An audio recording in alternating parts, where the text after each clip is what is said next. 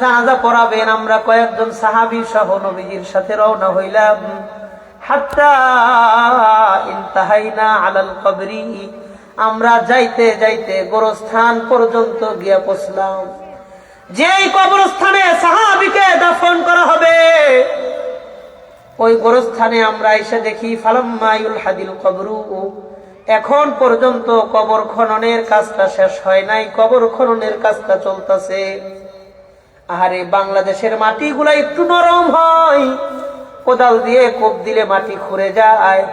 Saudi আরবের মাটিগুলা পাথরওয়ালা জমিন হয়, ওই জায়গায় কোদাল দিয়ে কোপ দিলেই মাটি খোরে না, কৌশলে সময় নিয়ে ধীরে ধীরে খুঁড়তে হয়।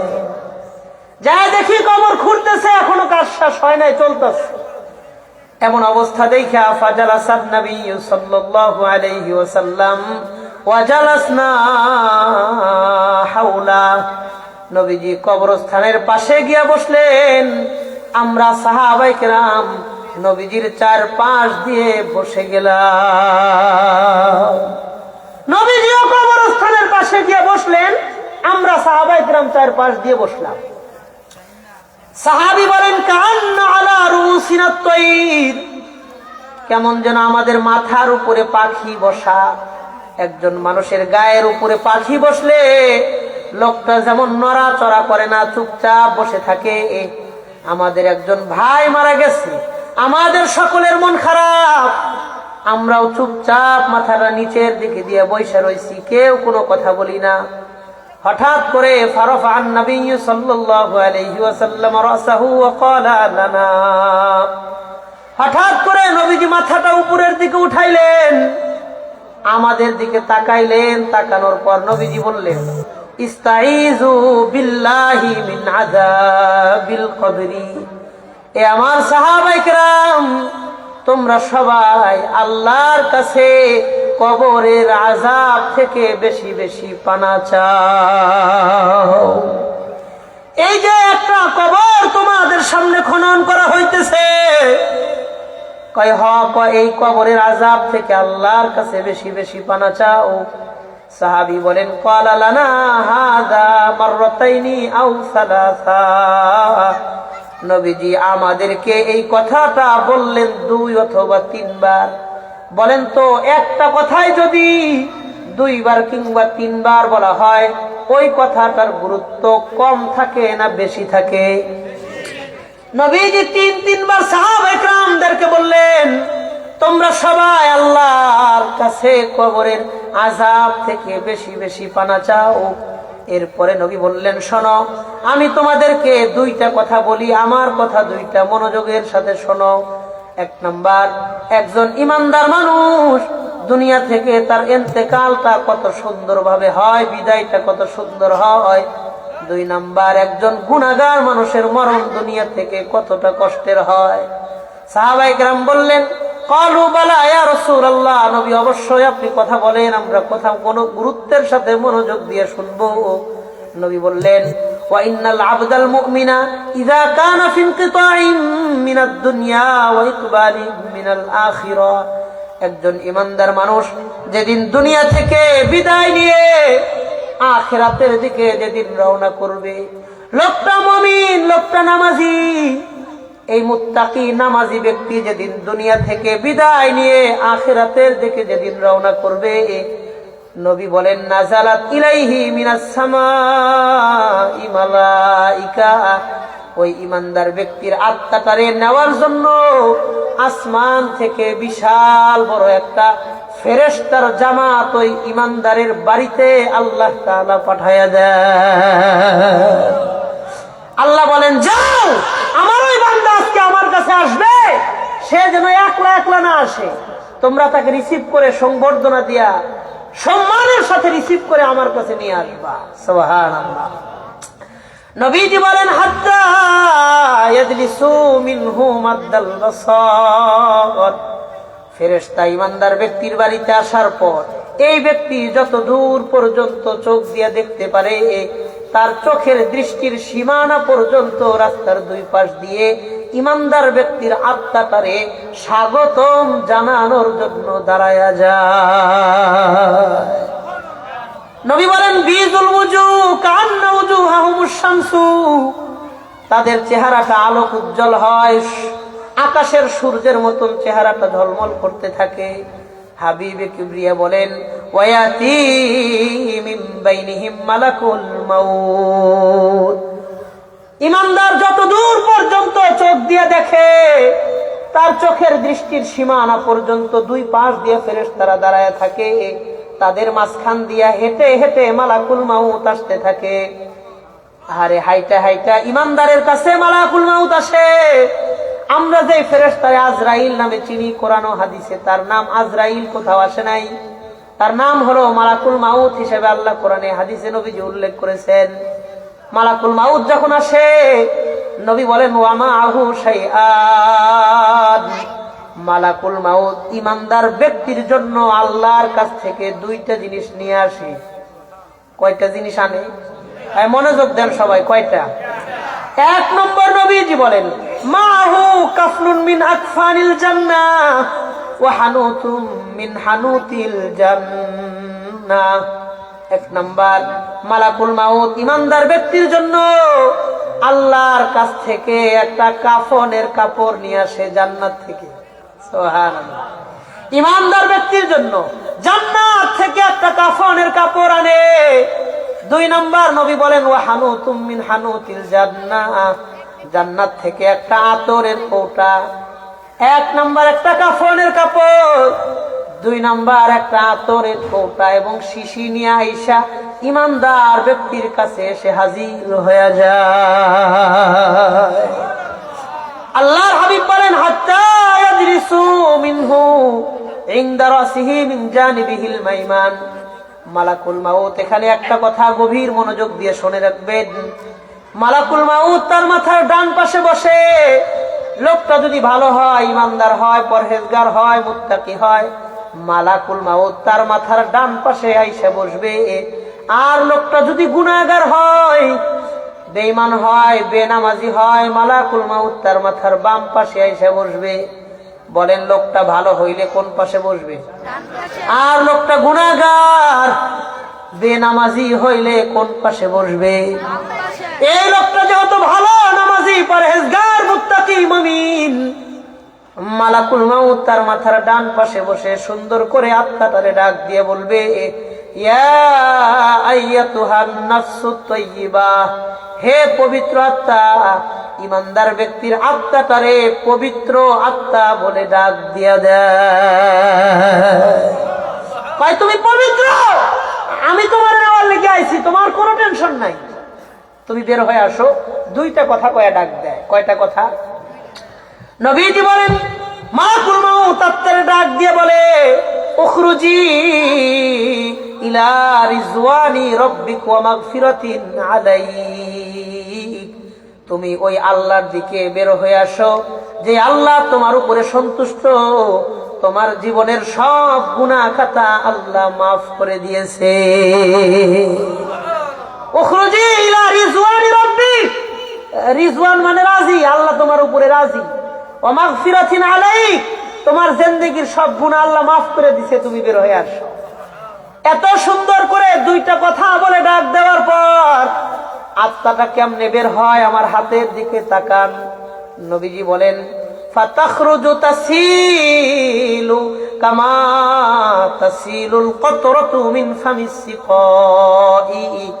নবী বলেন একটা বোতল থেকে একটা ফোঁটা পানি যতটা সহজে বের হয়ে যায়, ইমানদার ব্যক্তির আত্মাটাও তার ভিতর থেকে এর চাইতেও সহজে বের হয়ে যায়।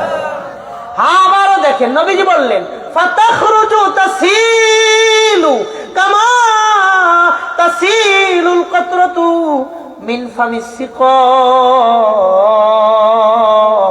কতরাতুন মানে এক ফোঁটা পানি, ফামুন মানে মুখ, সিকাউন মানে বোতল। একটা বোতল থেকে একটা ফোঁটা পানি যতটা সহজে বের হয়ে যায়, ইমানদার ব্যক্তির আত্মাটাও তার ভিতর থেকে এর চাইতেও সহজে বের হয়ে যায়। এবার বলেন মালাকুল মাউত ইমানদার ব্যক্তির জন্য জান্নাত থেকে কয়টা জিনিস নিয়ে আসছে? বলেন না কয়টা? এক নম্বর একটা কাফনের কাপড়, দুই নম্বর একটা আতরের শিশি। আত্মাটা যখন ভিতর থেকে বের হয়ে আসে, নবী বলেন ফায়াজআলুনাহা ফি যালিকাল কাফনি ওয়া ফি যালিকাল হানুত।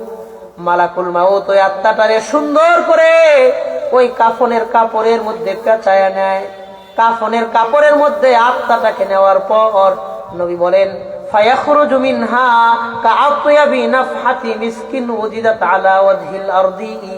এই কাফন থেকে এত সুন্দর ঘ্রাণ আল্লাহ ছড়ায়া দেন, দুনিয়ার মানুষ এমন সুঘ্রাণ কোনদিন সুইখাও দেখে না। ফায়াখরুজু মিনহা কাআতয়াবি নাফহাতি মিসকিন ওয়াজিদাত আলা ওয়াজহিল আরদি। দুনিয়াতে এমন সুঘ্রাণ পাওয়া যায় না, এমন সুঘ্রাণ ওই আত্মা থেকে আল্লাহ ছড়ায়া দেন। নবীজি বলেন ফালা ইয়ামুরুনা বিহা আলা মালাইম মিনাল মালাইকা ইল্লা ইয়ালকাউনা আলাইহিমুস সালামা মিনাল্লাহ। ওই আত্মাটারে নিয়া ওই দাঁড়ানো ফেরেশতাদের সামনে দিয়া মালাকুল মাউত যখন রওনা হয় যাইতে থাকে, ওই সব ফেরেশতারা ইমানদার ব্যক্তির আত্মাটারে আল্লাহর পক্ষ থেকে সেলুট আর সালাম জানাইতে থাকে। দুনিয়াতে সেনাবাহিনীর বড় কোনো অফিসার এক জায়গা দিয়ে গেলে বাকি সেনা সদস্যরা দেখবেন সেলুট সালাম আর সম্মান জানায়। তো ইমানদার ব্যক্তির আত্মাটারেও ওই ফেরেশতা আল্লাহর পক্ষ থেকে সেলুট সালাম আর সম্মান জানাইতে থাকে। নবীজি বলেন হাত্তা ইয়ানতাহিয়া বিহা ইলা সামাঈদ দুনিয়া ফায়াস্তাফতাহুনা লাহু আবওয়াবাস সামা ফায়ুফতাহু লাহুম আবওয়াবুস সামা। আত্মাটারে নিয়ে দুনিয়ার আসমান পর্যন্ত মালাকুল মাউত চলে যান, আল্লাহর কাছে আসমানের দরওয়াজাগুলা খুলে দেওয়ার অনুমতি চায়। আল্লাহ তাআলা সবগুলো আসমানের দরওয়াজা খুলে দেন। প্রথম আসমান, দ্বিতীয়, তৃতীয়, চতুর্থ, পঞ্চম, ষষ্ঠ, সপ্তম, হাত্তা ইয়ানতাহিয়া বিহা ইলা সামাইস সাবিআ। ৭ নম্বর আসমানে যখন আত্মাটারে নিয়ে যাওয়া হয়,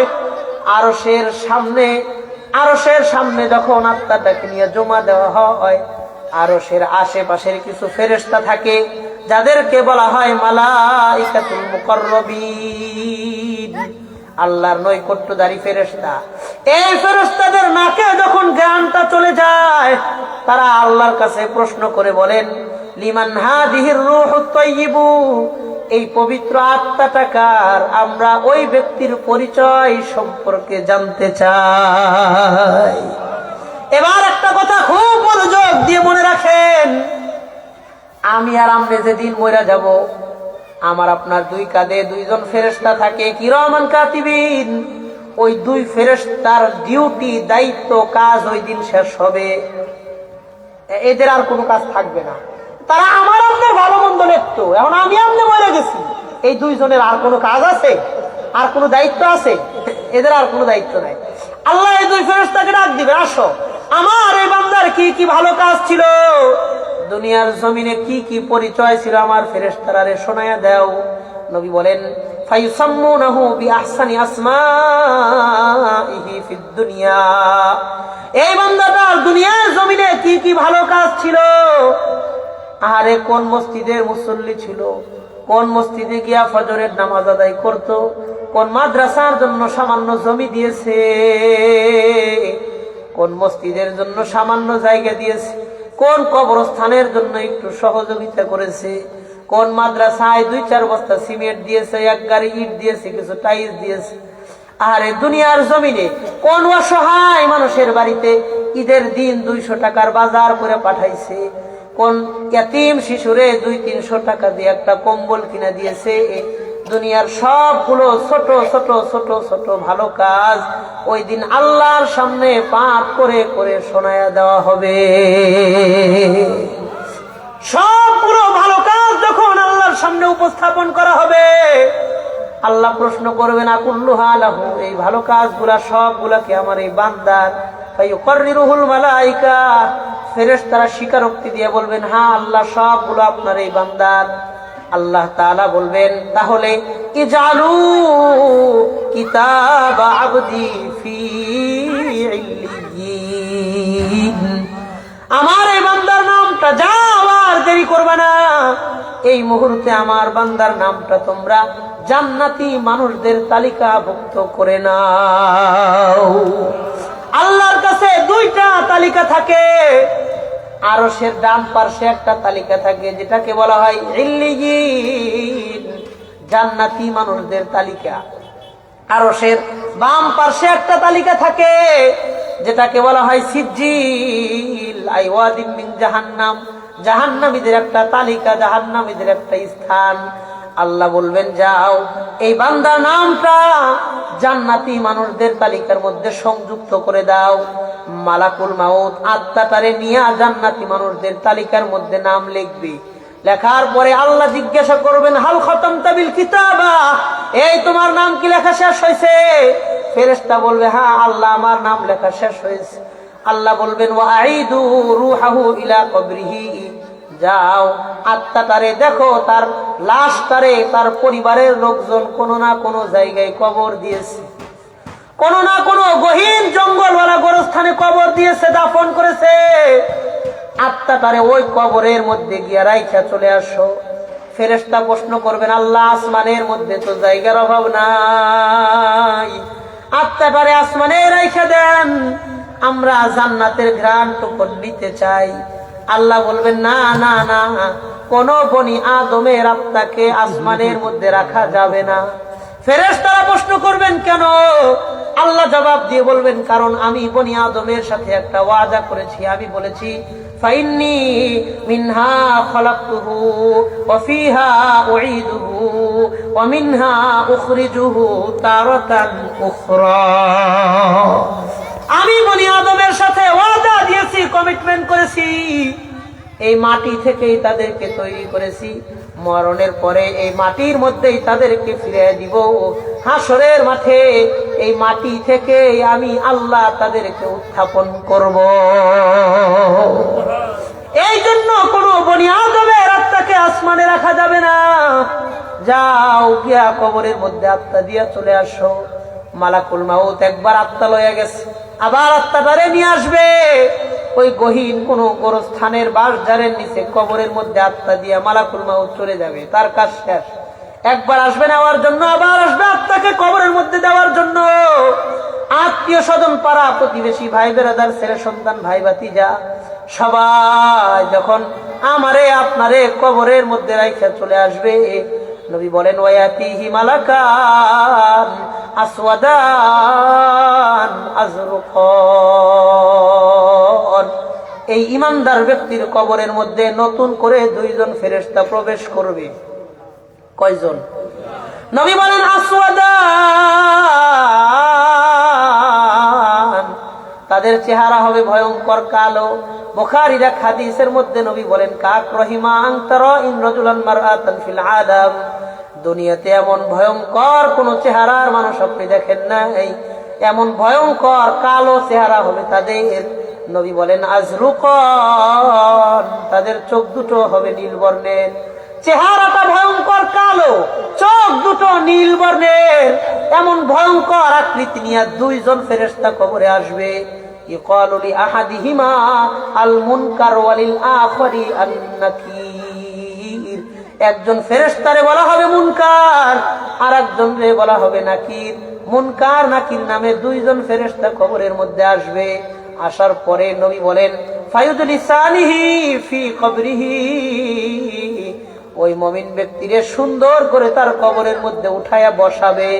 বসানোর পর ফায়াকুলানি লাহু সালাসা, ওই ইমানদার ব্যক্তিরে কবরের মধ্যে প্রশ্ন করবে তিনটা। কয়টা? এক নম্বর প্রশ্ন করে ডাক দিয়া বলবে, মান রব্বুকা, তোমার রবকে? ইমানদার দিল থেকে আওয়াজ বের করে জবান খুলে একসাথে বলেন তো, আমার আপনার রবকে। দুই নম্বর প্রশ্ন করবে, ওমা দীনুকা, তোমার ধর্মের নাম কি? বলেন তো আমার আপনার ধর্মের নাম কি? তিন নম্বর প্রশ্ন করবে, ওমান হাযার রাজুলুল্লাযী বুইসা ফীকুম, এই যে একজন মানুষ দেখতে পারতেছো, এই লোককে তোমাদের মধ্যে পাঠানো হয়েছিল, এই লোক সম্পর্কে তোমার মন্তব্য কি, সিদ্ধান্ত কি? লোকটা জবাব দিয়ে বলবে, রব্বি আল্লাহ, আমার রব হলেন আল্লাহ, ও দীনিয়াল ইসলাম, আমার ধর্মের নাম হলো ইসলাম, আর ওয়াহুয়া নবিয়ুনা মুহাম্মাদুর রাসূলুল্লাহ সাল্লাল্লাহু আলাইহি ওয়াসাল্লাম, তিনি হলেন আমাদের নবী মুহাম্মাদুর রাসূলুল্লাহ। তিনটা প্রশ্নের জবাব যখন সঠিক হয়ে যাবে, তিনটা কোশ্চেনের অ্যানসার যখন রাইট হয়ে যাবে, নাদা মুনাদিম মিনাস সামা, আল্লাহ আসমান থেকে ডাক দিয়া বলবেন, আন সাদাকা আবদি, আমার বান্দা তিন প্রশ্নের জবাবে যা কিছু বলেছেন প্রত্যেকটা জবাব সঠিক হয়েছে। বলেন সুবহানাল্লাহ। আমার বান্দাকে তোমরা প্রশ্ন করেছো তিনটা, আমার বান্দা জবাব সঠিক দিয়েছে তিনটা। এই মুহূর্তে আমার বান্দার কবরে তোমরা তিনটা পুরস্কার দিয়ে দাও। কয়টা? এক নাম্বার আল্লাহ বলবেন, আন আফরিশুহু মিনাল জান্নাহ, দেখো আমার বান্দার কবরের মধ্যে কোনো বিছানা নাই। আহারে, কোনো বিছানা ছাড়া কোন শীতের দিন পরিবারের লোকজনেরা এই বরফের মতন ঠান্ডা মাটির মধ্যে বিছানা ছাড়া শোয়া গেছে। বাড়িতে বিদেশি কম্বলের কোনো অভাব নাই, দামি দামি ব্র্যান্ডের কোনো চাদরের অভাব নাই। তারপরেও পৃথিবীর নির্মম বাস্তবতা হলো তিনটা পাতলা পাতলা কাপড়ের কাপড় দিয়া মোড়ায়া পেঁচায়া ওই বরফের মতন ঠান্ডা মাটির উপরে আমারে আপনারেও সবচাইতে আপন মানুষেরাই একদিন শোয়া আসবে। নবী বললেন, আল্লাহ তাআলা ডাক দিয়ে বলবেন, আন আফরিশুহু মিনাল জান্নাহ, জান্নাত থেকে দামি বিছানায় না তার কবরের মধ্যে বিছায়া দাও। দুই নাম্বার আল্লাহ বলবেন, ওয়া আন আলবিসুহু মিনাল জান্নাহ, তার গায়ের মধ্যে দেখো কোনো পোশাক নাই, উলঙ্গ অবস্থায় কাফনের কাপড়টা পরাইয়া দিয়েছে, যাও জান্নাত থেকে দামি পোশাক নিয়ে তার গায়ের মধ্যে জান্নাতি পোশাক পরাইয়া দাও।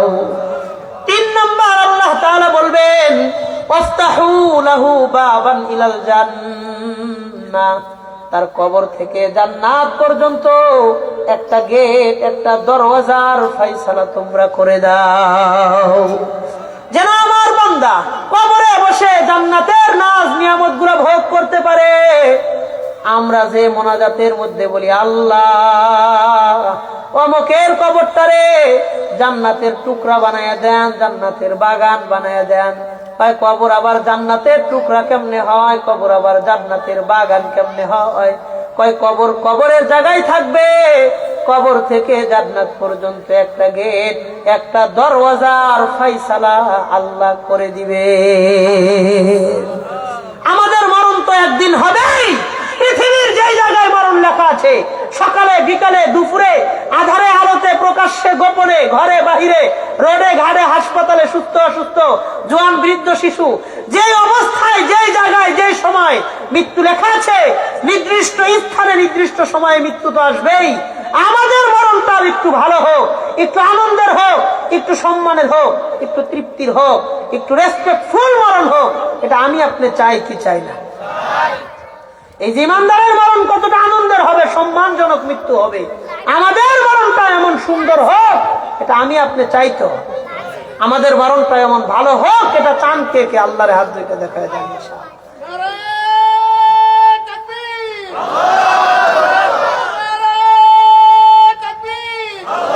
আসলে আমাদের মৃত্যুটা সুন্দর মৃত্যু হবে, আমরা চাইতো ইনশাআল্লাহ। আল্লাহ, আমি গুনাহগার, মুসাফির হওয়া ছাড়া কোনো যোগ্যতা নাই। মুসাফিরের দোয়া কবুল হয়, গুনাহগার না নেককার, নবী সেটা বলেন নাই। আল্লাহ, আমরা যারা ভালো একটা ইমানি মৃত্যুর জন্য হাত উত্তোলন করলাম, আমাদের দুনিয়াতে ইমানওয়ালা জীবন, মৃত্যুর সময় ইমানওয়ালা মরণ আমাদেরকে নসিব করিয়েন। বলেন আমিন। যে ব্যক্তি চায় আমার মরণটা সুন্দর হোক, সে যেন দুনিয়াতে 5টা কাজ করে। কয়টা কাজ? সবাই কন্যা কয়টা কাজ?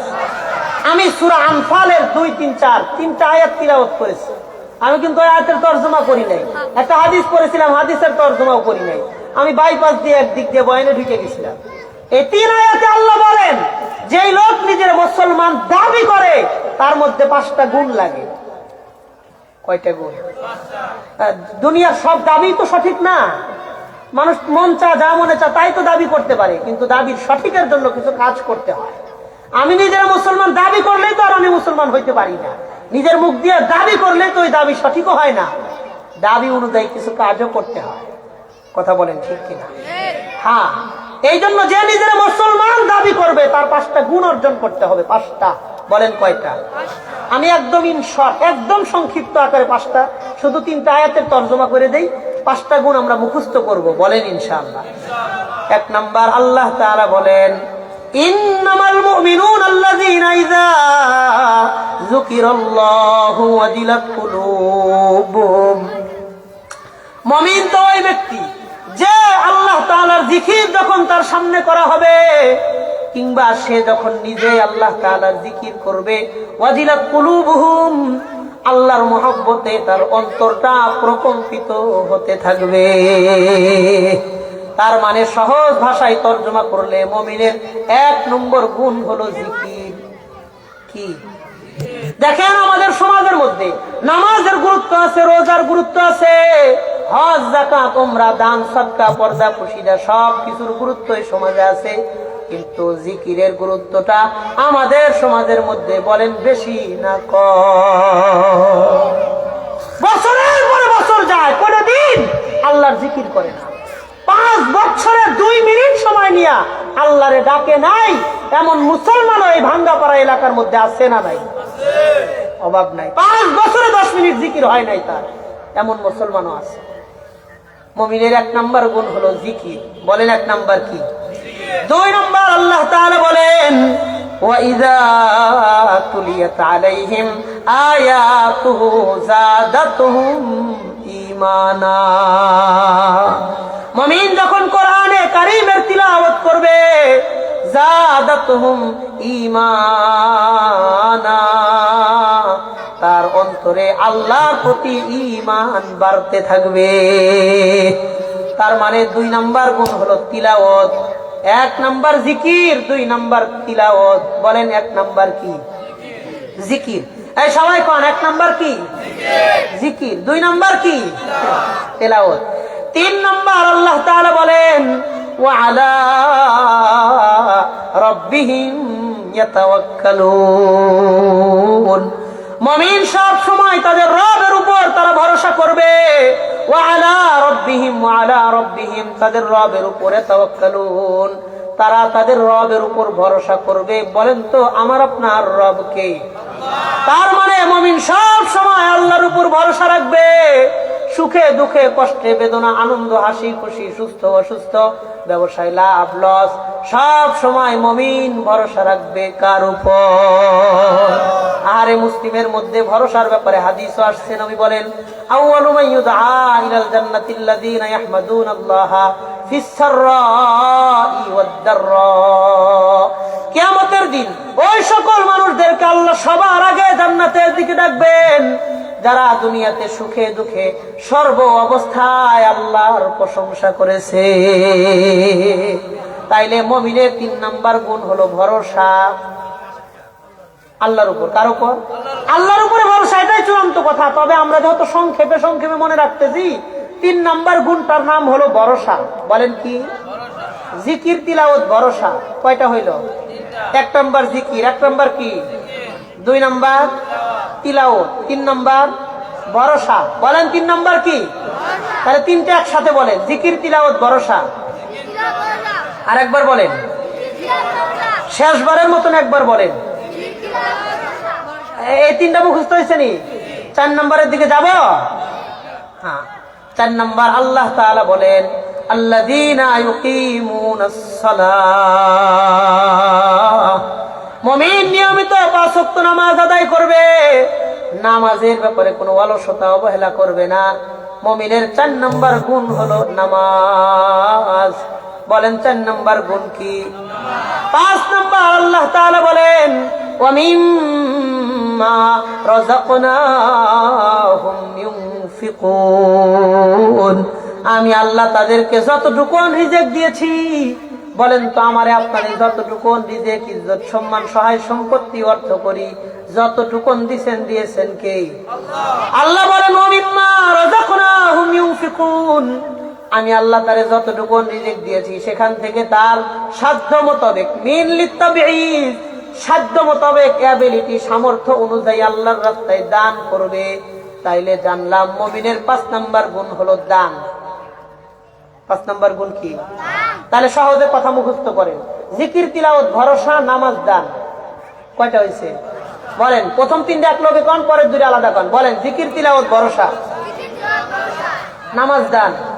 হ্যাঁ আমার সাথে বলেন, বলেন জিকির, তিলাওয়াত, ভরসা, নামাজ, দান। কয়টা হয়েছে? 5টা হয়ে গেছে। মাশাআল্লাহ। এই 5টা গুণ যাদের মধ্যে থাকবে আল্লাহ বলেন উলাইকা হুমুল মুমিনুনা হাক্কান, তারাই হলো হক অর্থে, প্রকৃত পক্ষে, বাস্তবিক অর্থে তারাই হলো ইমানদার। বলেন আল্লাহু আকবার। কেমন যেন আল্লাহ তাআলা 5টা গুণ লিখলেন, লেখার পরে আল্লাহ তাআলা স্বাক্ষর করতেছেন, সিগনেচার করতেছেন, সত্যায়ন করতেছেন, সার্টিফিকেট দিয়ে আল্লাহ বলেন উলাইকা হুমুল মুমিনুনা হাক্কান। 3টা তাকিদ দিয়ে আল্লাহ বলেন তারাই হলো অবশ্যই, তারাই প্রকৃত পক্ষে ইমানদার। বলেন সুবহানাল্লাহ। এবার আল্লাহ বলেন এই 5টা গুণ যাদের মধ্যে থাকবে আমি আল্লাহ তাদেরকে 3টা পুরস্কার দান করব। লাহুম দারাজাতুন ইনদা রাব্বিহিম, আমি আল্লাহ ইন্তেকালের পর তাদেরকে হাসরের মাঠে বহু গুণের সম্মানের মালিক বানায়া দিব,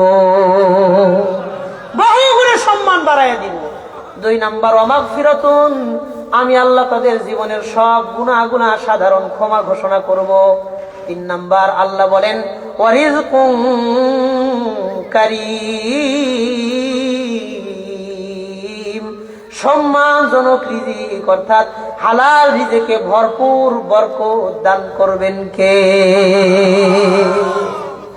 মুমিনের 5টা গুণ থাকলে কোরআনে কারিমে সার্টিফিকেট, ইমানের সার্টিফিকেট তাদেরকে দিয়েছেন কে? আল্লাহ। আল্লাহ তাদেরকে মুমিনের সার্টিফিকেট ঘোষণা করে দিয়েছেন, সার্টিফিকেট দিয়েছেন। এই 5টা গুণ অর্জন করা, জিকির, তিলাওয়াত, ভরসা, নামাজ, দান, 5টা গুণ থাকলে সার্টিফিকেট দিবেন কে? আল্লাহ। 5 আর 3টা পুরস্কার 8। একটা হাদিস আমি আপনাদের সামনে পড়েছিলাম বুখারী শরীফের 6405, 6405 নম্বর হাদিস, 645। এই হাদিসের মধ্যে নবীজি বলেন ছোট্ট একটা জিকিরের কথা বলছেন কিন্তু ফজিলত অনেক বেশি। ওয়ান আবি হুরায়রা রাদিয়াল্লাহু আনহু আনহুম আন্নাহু ক্বাল, হযরত আবু হুরায়রা থেকে বর্ণিত নবীজি বলেন মান ক্বালা সুবহানাল্লাহি ওয়া বিহামদিহি ফি ইয়াউমিন মিআতা মাররা, যেই ব্যক্তি প্রত্যেক দিন 100 বার পড়বে। কয়শো বার? কথা কন না দেখি, কয়শো বার? নবী বলেন যে লোক প্রত্যেক দিন 100 বার পড়বে সুবহানাল্লাহি ওয়া বিহামদি, আমার সাথে একবার পড়েন সুবহানাল্লাহি ওয়া বিহামদি। আরে নবী বলেন ফজিলত কি, লাভ কি, ফায়দা কি? নবী বলেন হুত্তাত খাতায়াহু ওয়া ইন কানাত মিসলা জাবাদিল বাহরি, তার গুনাহ যদি সমুদ্রের ফেনা পরিমাণ হয় সব গুনাহ খাতা আল্লাহ মাফ করে দেয়। এটা বুখারীর হাদিস, আমার বানানো কোনো কথা নয়। দিনে রাত্রে 100 বার সুবহানাল্লাহি ওয়া বিহামদি আজকে থেকে পড়ব, বলেন ইনশাআল্লাহ। 5 মিনিট সময় লাগে, আমি এটা পড়ি, আমি হিসাব ধরছি 1 মিনিটে 20 বার হয়, 5 20 100। বাজারে যাইতেছেন আইতেছেন, আসা যাওয়ার পথে কোনো কাম নাই। জানে খেতে যাইতেছেন আইতেছেন, খেতে গেলে কাম, এর আগে কাম নাই। অটো রিক্সা দিয়ে বাজারে যাইতেছেন, বইয়া রয়েছে 5টা মিনিট সময় সুবহানাল্লাহি ওয়া বিহামদি। দিন রাতে আল্লাহ 24 ঘন্টা সময় দিছে, সেখান থেকে 5 মিনিট সময় নিয়ে 100 বার সুবহানাল্লাহি ওয়া বিহামদি পড়বো, বলেন ইনশাআল্লাহ। একটা তাসবিহ কিনে নিবেন 100 দানার, তাহলে হিসাব রাখা সুবিধা হইবে। হাত দিয়ে গুনলে 100 বার পড়তে ব্যস্ত লেগে যায়, বোধহয় কয়বার পড়ছে।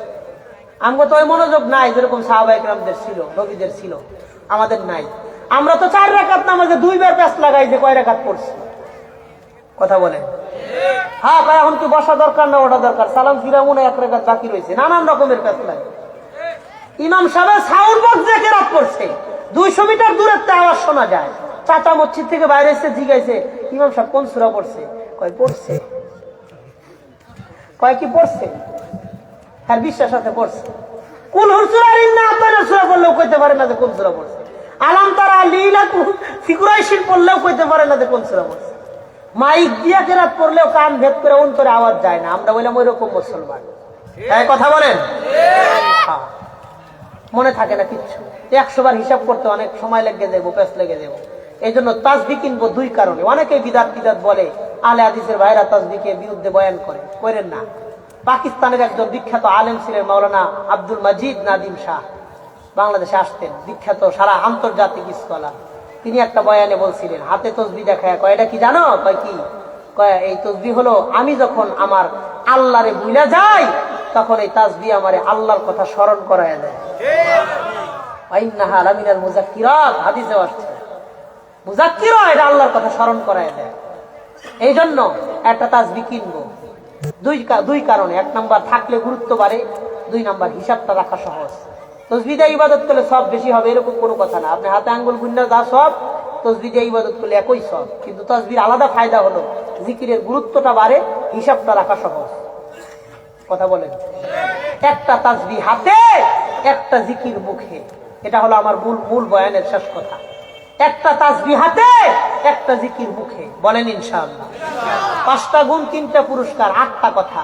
একটা তাসবিহ কিনবো সুবহানাল্লাহি ওয়া বিহামদিহি, মা বোন সহ আমরা প্রত্যেকেই দিনে 100 বার করে পড়বো।